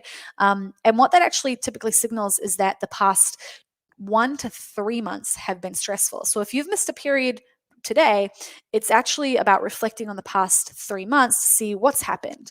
Has there been a particular event? Have I broken up with my partner? Am I getting a divorce? Did I lose my job? Did something happen? Am I feeling more stressed than normal? That can actually be the indicator of what happened and what caused your period 2 months down the track to disappear. So building up to the games, training way more, just probably eating a little bit less because I tend to try and get a little bit leaner before I compete, and then just stress because it's like it's nerve-wracking and you get anxious and there's a lot of pressure going on. So just kind of like emotional stress to a degree. So I skipped my period, and it was because I hadn't ovulated 2 weeks before. It wasn't like I got to the games and suddenly was stressed and missed my period. It was like there's a build up to that. So that's something else to focus on. So in terms of during competition, a lot of the times I actually don't get my period. It doesn't mean that I don't experience like hormonal fluctuations, but I am pretty aware of what to expect. I know that I'll often feel a little bit hungrier. I know that I need to focus on sleep, and I often will have a little bit more of a hard time getting to sleep. So things like melatonin can be useful for helping me with sleep at that point. I also increase my magnesium and zinc. If it's a competition where I know I'm going to get blood tested, I actually don't have a lot of supplements because I don't take anything that's not third party tested. So during Torian Pro, I was only using a magnesium from Thorne Research. That's a particular type of magnesium that is third party tested. Not all of their magnesiums are, just one of them is. So I was taking more magnesium. And then also making sure that I was hydrated by taking like some sodium and potassium, little like effervescent tablets, Voost. They're like tablets like Barocca tablets, like that kind of thing to help me stay hydrated. But in terms of like how do I handle it, it's a thing that you have to focus on in training throughout the years that you're building up to competing, because it's another thing that will just simply challenge you mentally.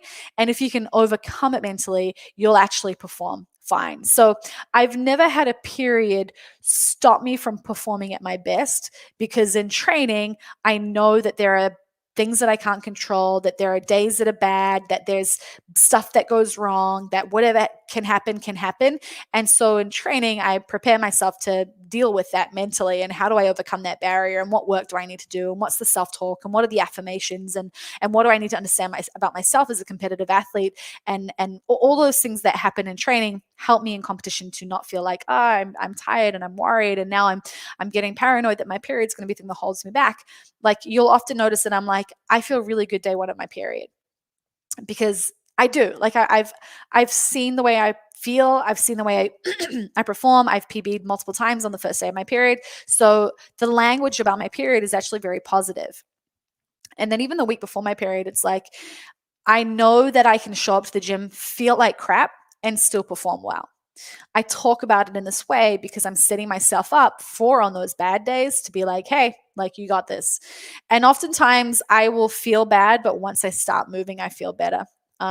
So if I do experience fatigue, I use mindset to get past that and make sure that I don't hold myself back mentally because I'm like worried about my period. I think that's one of the things that I don't like a lot about all the stuff coming out about how to train around your period. Like, one, it's based on research that's fucking not sufficient.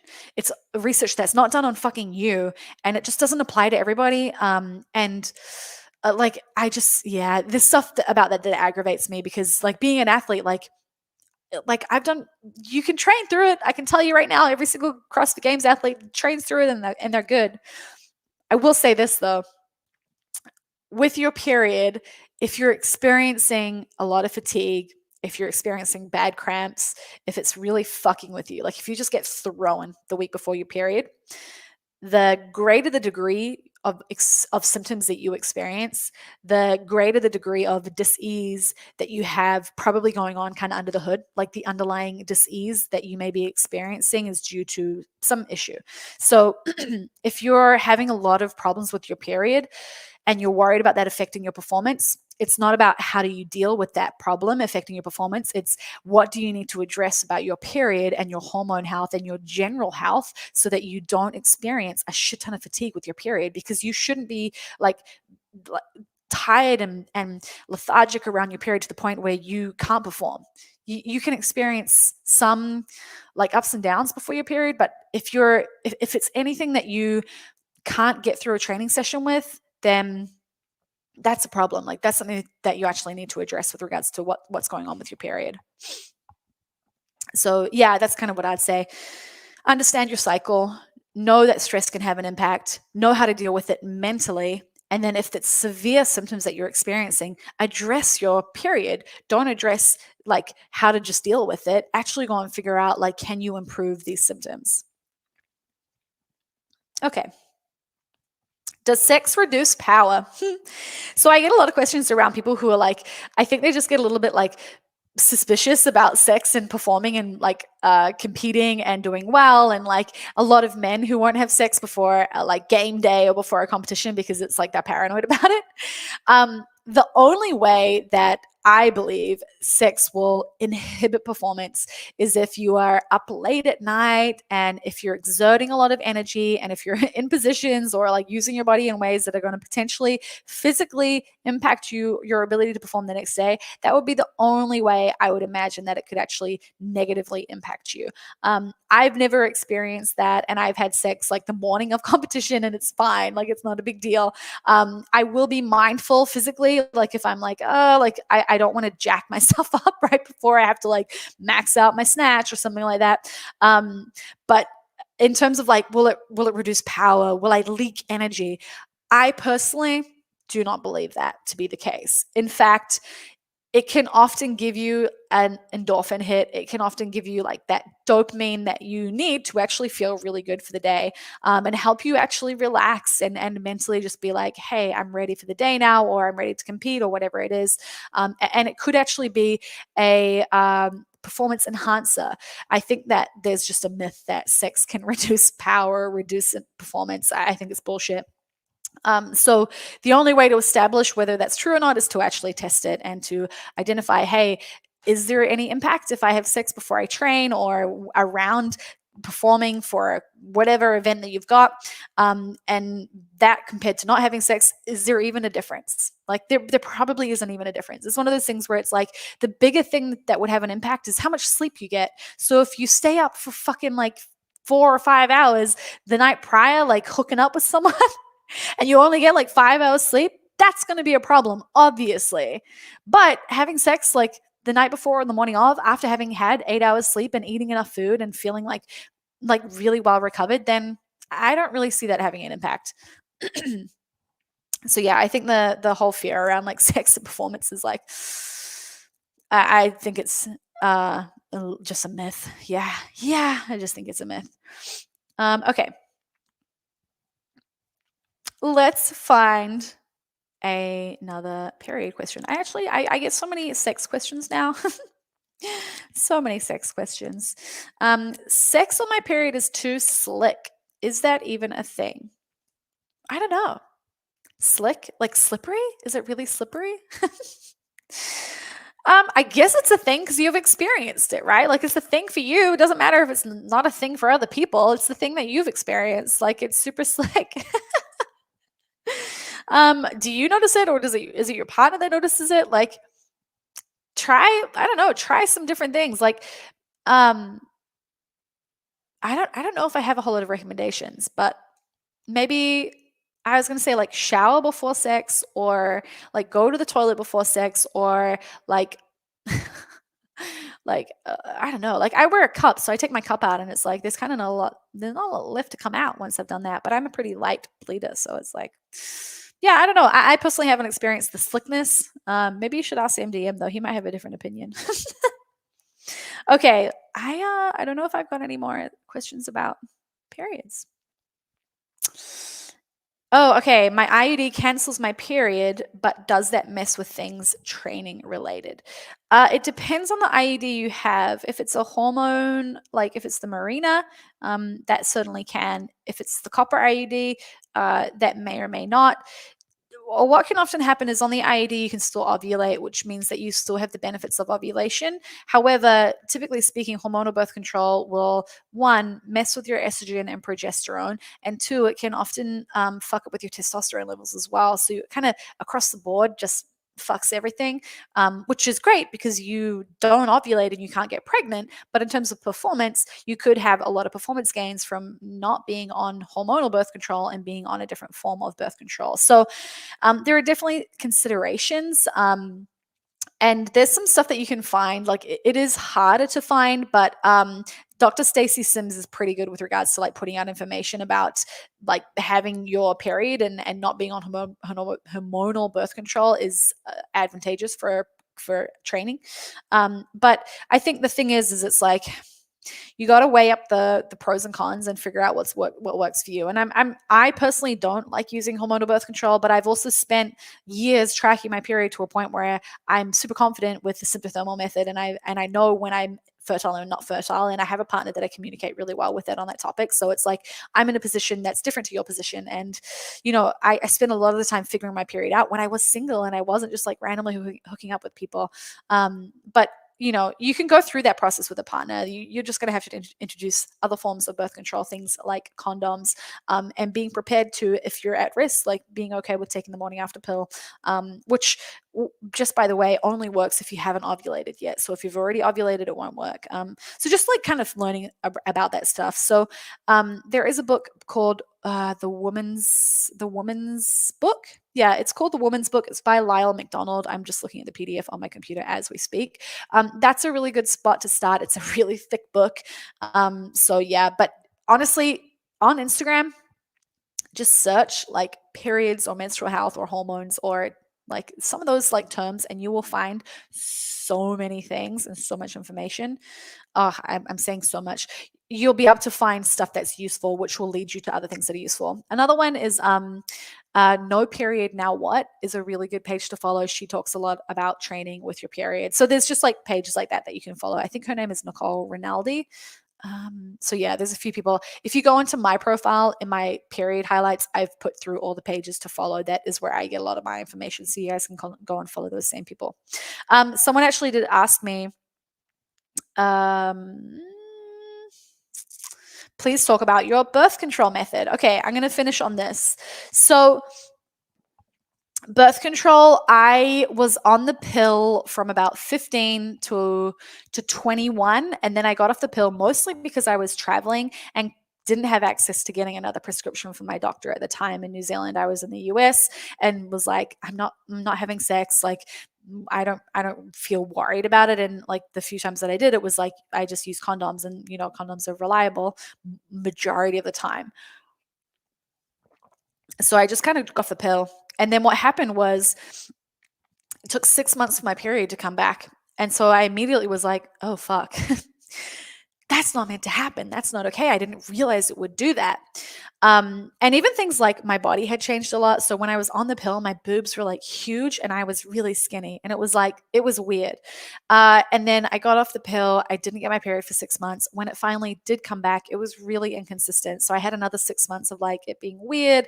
And then 12 months after getting off the pill, it was pretty much normal. So it took a year from getting off the pill. I was only on it for 6 years. I was on the combination pill, which is typically a higher dose of hormones. It has synthetic progesterone as well as synthetic estrogen. The mini pill is slightly different, so a slightly lower dose of hormones. So it can impact people differently. But just from those ages, it's kind of a scary time because your period also has to quote unquote mature. And this is a terminology that I've learned from, I want to say it's like Dr. Jolene Bryden or someone who's fucking smarter than me. Okay. That this is like, they are an expert in this area, but your period has to mature. And so when you jump on the pill at like 14 or 15, when your skin starts to break out, when your period and hormones are doing all that stuff that causes all these changes, we suddenly go on the pill and basically disable the body from going through that process. And so we kind of wind up, in our 20s or 30s getting off the pill, either because someone wants to have kids or whatever's happening in their life. Most of the time, yeah, because they're like, okay, I want to have kids now. They get off the pill, and it's like your body's like having to go through all that maturing process or figuring out its cycle, not only because it's been on the pill for so long, so its communication between your brain and your ovaries have been fucking shut off. It's got to figure that out. Plus it's also got to like know how to make how it makes itself work well.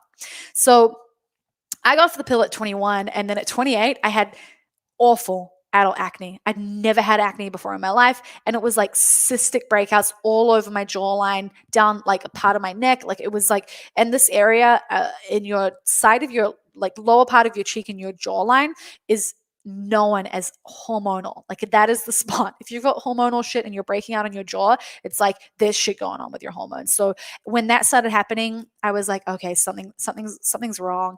And I actually believe that a contributing factor was that I'd gotten off the pill and it had taken like 8 years for my cycle to actually mature and get to that point where it kind of had sorted itself out, which was something that the specialist that was looking at my skin was telling me. They're like, it can be 5 years, it can be 8 years, like it can be a long time for your body to kind of work through some of this stuff. And so that's sometimes why we see this happening around your late 20s.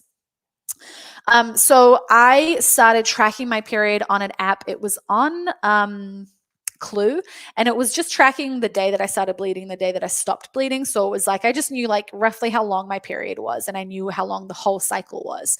And I just used that for maybe 3 or 4 years just to like know when. And then I also started noticing and correlating between training and what day of my period I was on to understand what the patterns were. So I always had like stuff going on with my back that would just randomly play up. And I started to realize that it was always day 19 of my period. And I typically now ovulate around day 17. I think back then I was ovulating around day 19 or somewhere in that vicinity. So that was a pattern that happened for like a year. It was like day 19, I always had a sore back. And it was like, cool, I know that that's probably about where I'm ovulating. So I started realizing that like things that happened in training were symptoms of what was going on with my cycle. And then when I started having this hormonal acne and having all these issues, I was like, I think this is a symptom of something else going on. I think this is like essentially a signal that there is some fucked up shit happening. So I started to see a naturopath, and that kind of led me down the path of starting to just observe what was going on with my period and starting to try and track it and figure out if I was ovulating and read books about hormones. And that was just like it naturally points you down the direction of like your period is super important in terms of understanding your hormones. Like your period, the length of it, the color of your blood, the intensity of your cramps, like everything is telling you something about your hormones. So suddenly it became really interesting to start observing all of those different things. And there's a lot of different stuff that you can measure. So I just kind of became a little bit obsessed with it. I typically get obsessed with things and like go all in. So I actually initially bought Daisy, which is a thermometer. It's like a $500 or $600 thermometer. Like it's wild how much it is. It's from like they're made in Germany, and like it didn't actually work for me because I couldn't get an accurate reading taking my basal body temperature in the morning because my body temperature was fluctuating too much. So I used that for about a year and never got a green light. So it has a light system where if you're not fertile, it will be green. So that would be if you're trying to avoid having kids, that's when you have sex. And then it has a red light for when you're fertile. So if you're trying to get pregnant, you'd have sex during that phase. And then it flashes orange, I think, when it's still calculating. So for a whole year of this, I would just get flashing orange. And then I traveled with it and it broke. I actually sent it back to them and they repaired it and sent it back out to me like under warranty. So I still have it. But while it was broken, I was like, okay, fuck it. I'm going to go and get a ovulation thermometer from the pharmacy. It was like $12. I was like, you're fucking joking me. And then it comes with a little paper chart. So you can actually track it on a chart. And that was when I started reading Taking Charge of Your Fertility. Taking Charge of Your Fertility. Yeah. It's like an encyclopedia about tracking your period. And that was how I figured out just how to do some of it. And to be honest, I've never read that book from front to back. Like I've kind of opened up pages that are relevant to me because there's a lot of like there's so many subjects covered, and just it's better to read the stuff that's specific to you than to try and read everything because there's stuff that won't be relevant. Like for example, adenomyosis is not relevant to me. Injury endo is not relevant to me. PCOS is not relevant to me. Like those things that it's just not stuff that I need to worry about. So I actually learned a lot of it from simply starting to try and take my temperature and chart it and see if there was a change. And then I added in cervical fluid and I charted that to see what changes there were. And I started noticing the peak day, which was when you have the egg white cervical fluid, and was like, oh, okay, this happens, and I've never noticed this. Like in terms of like discharge in your undies, I was always like, oh, that's just what happens. But there's this pattern that happens with the texture and the fluidity of it and the color of it, and it's like once you start noticing it, you're like, holy fuck, the body is amazing. So starting to track that helped me, and then eventually I dropped off the body temperatures because taking it under my tongue in the morning, it was too inconsistent. Like the time of day that I was waking up was too inconsistent. There are so many things that can cause that to fluctuate. It's a little bit like fucking weighing yourself. It's like alcohol, being sick, the time of day, how much sleep you've had, if you got up, if you're like, all these things can affect your basal body temperature, which is your temperature upon waking, or your lowest body temperature for the like night. So what happens with temp drop is you wear it and it essentially takes your temperature, your basal body temperature at different increments through the night and figures out when you are actually at your lowest. And so it will give you the most accurate reading you can get despite getting up to go to the bathroom in the middle of the night, despite like going to bed later, whatever it is. So if you're a coach that does hours that finish late or start really early, this is useful. If you're a shift worker, if you've got kids like babies and you're up and down like feeding and doing all that stuff, the temp drop's super useful because you don't need to worry about having your ovulator right next to your bed, taking it, not making sure you don't get up in the morning first. Like there are all these rules with taking your temperature. It's painful. So the temp drop means you do not need to worry about all the rules of taking your temperature. So that's helped me with regards to actually using my temperature to chart my ovulation and my fertility. But one of the biggest giveaways, and once I figured this out, was that cervical mucus was one of my best signals. And it's funnily enough flipped now. So I went through a phase where I stopped tracking my basal body temp and I just used cervical mucus. And I could also assess cervix position a little bit, but I didn't do the checks that often. So I started using that. And then now that I've got the temp drop, I actually rely on temp drop more and have used cervical fluid less because I don't see as distinct changes in my cervical fluid anymore. And I don't know what it is. Like, I don't know if it's just that something in my hormones have changed. I don't feel worse. I feel really good. So it could even be that. It could just be like, this is what's actually good for me, and what was happening before was not optimal. It could be an age thing. Like it could just be like a changing thing with the phase that I'm at in my life.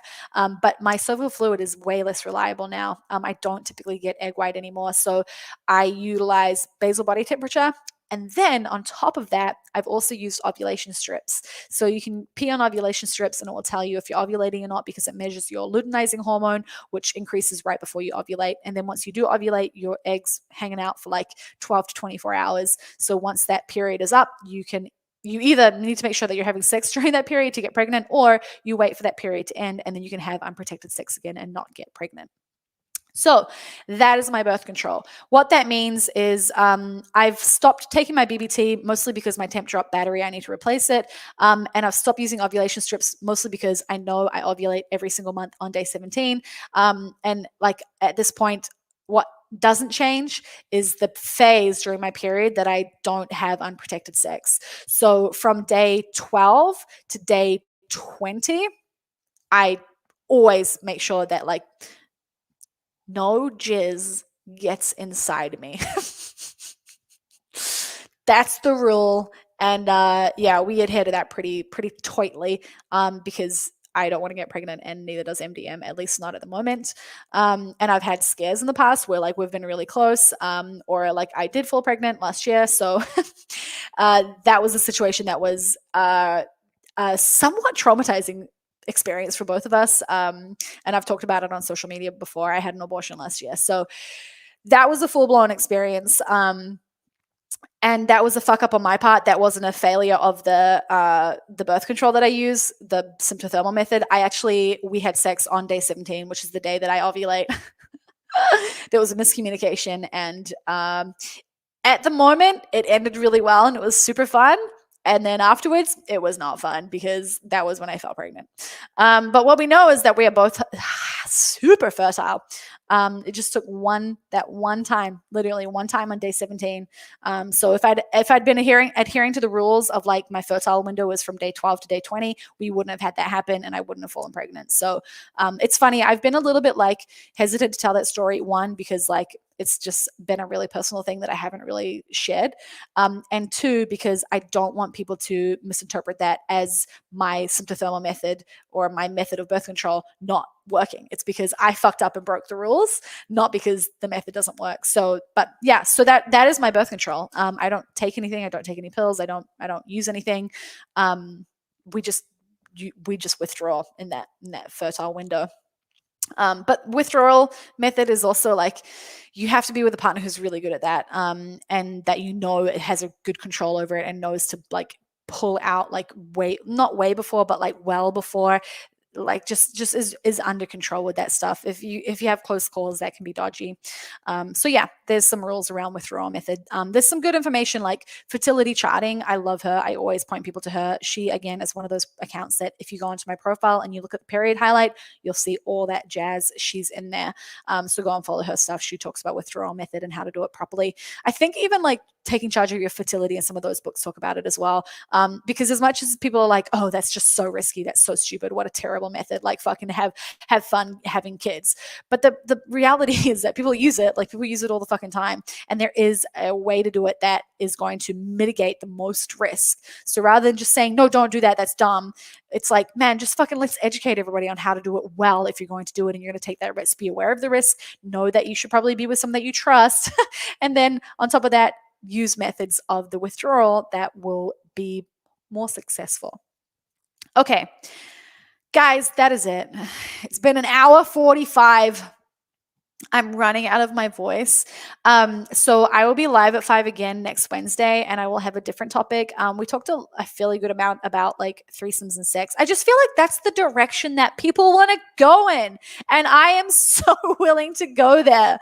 I do enjoy talking about periods though and birth control because I really believe it is so important in terms of our health. Like your period is a monthly report card. There are 3 phases in your life. And here's the other thing about tracking your period. A lot of people are like, oh, but it's so hard, it's so complex, like it's really difficult. It's like I just want something that's easier, and like the obvious solution is like go on the pill or get an IUD or injections or implant, whatever. And then you don't have to think about it.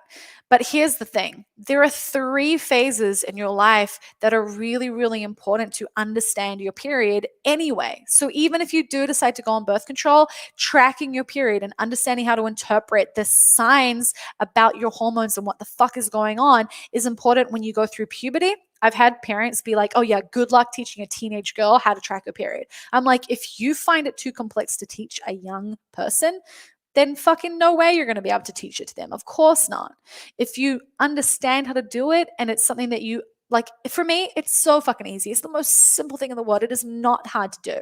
When you actually understand how to do it, it would be the easiest fucking thing to teach anybody to do. God, like it's really cool listening to Dr. Jolene Bryden because she has 2 sons and she's like, my sons know more about ovulation than the girls that they are fucking dating. And I'm like, that's amazing. Like everybody it should just be part of the conversation. And if it's not, no wonder they're going to have a hard time learning it.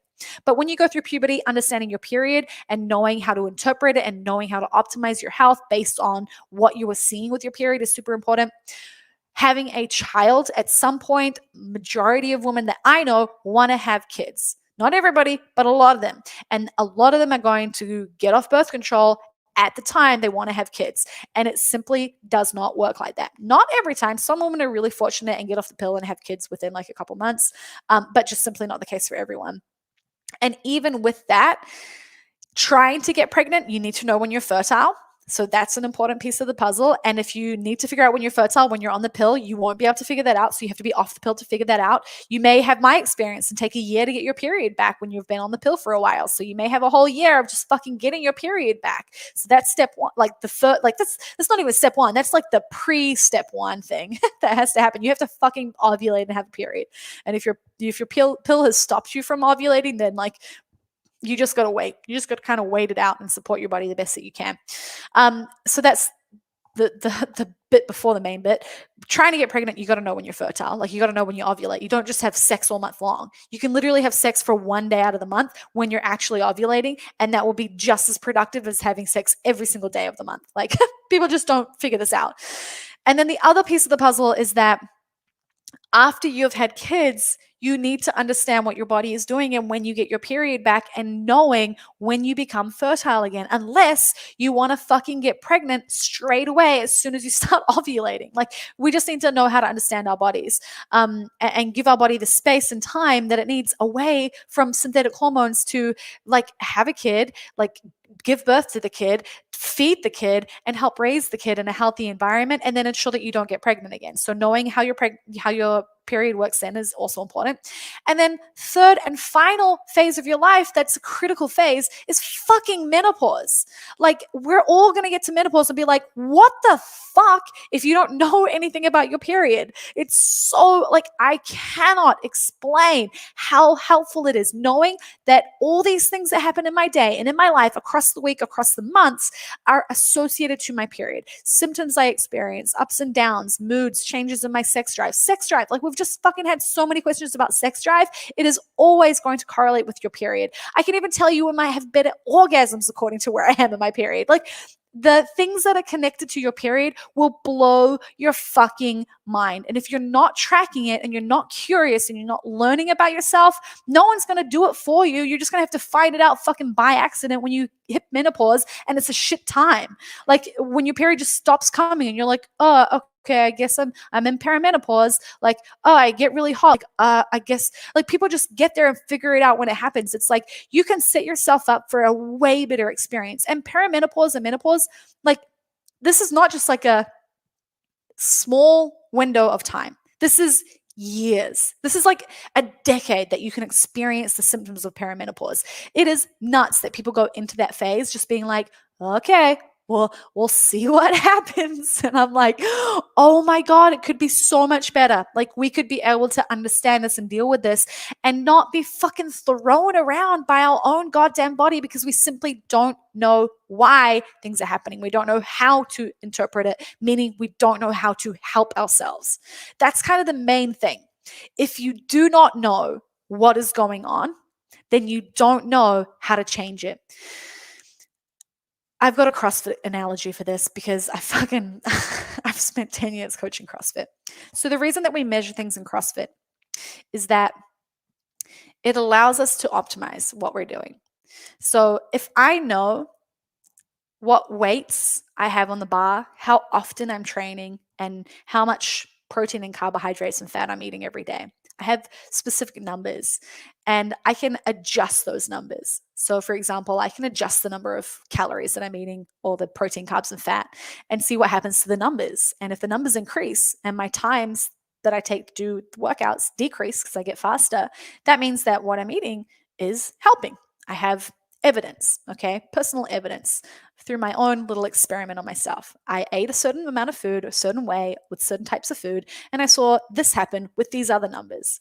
So you have an input and an output, and when you can measure the input and measure the output, you can adjust the input to adjust the output. So it's essentially like I can control what I do in order to control my results. The results are always a delayed thing, okay? So same thing with weight loss. I'll control my food, and then eventually that will control my body composition.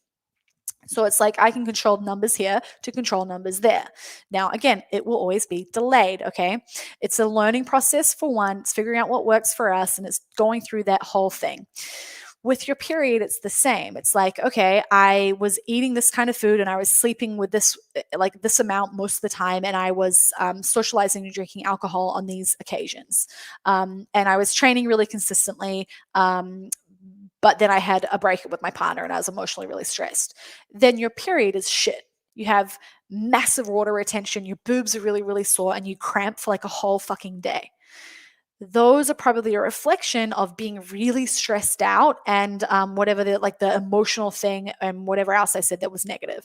So then we adjust those things, adjust the food thing, maybe adjust the training thing. You work on countering your stress, and then your period the next month is better. So that stuff will help you. And measuring it is the way to pay attention to it, to get curious about it, and to understand yourself. So something like the app that I use is Kindara, or Read Your Body is also really useful. Start tracking your temperature. And it doesn't matter if you don't fucking understand what you need to see, just track it, because over 2 or 3 months, you'll start to notice that stuff repeats itself. And so you have a pattern.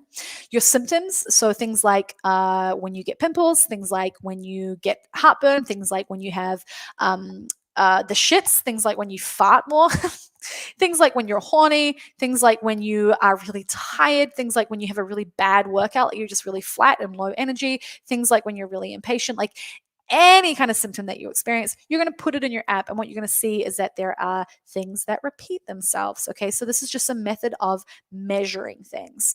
And then with what you're doing, so with your training, with your food, with your stress, with your sleep, with your lifestyle stuff, you can adjust that accordingly. And then I would add, then supplement anything with regards to, like, you might supplement with particular foods or particular supplements like Vitex I spoke about. So earlier this year, I was dealing with a lot of water retention, and not even water retention. It was actually sore boobs, like really sore big boobs before my period. It happened 3 months in a row. So I typically use that as a bit of a test. It's like, hey, this thing happened this month, and it was a negative symptom that was not great. That wasn't one that I'd usually experience, and it's not something that I want to experience. It happened once. I'll see if it happens again. Okay, it's happened twice now. I'll keep paying attention to it.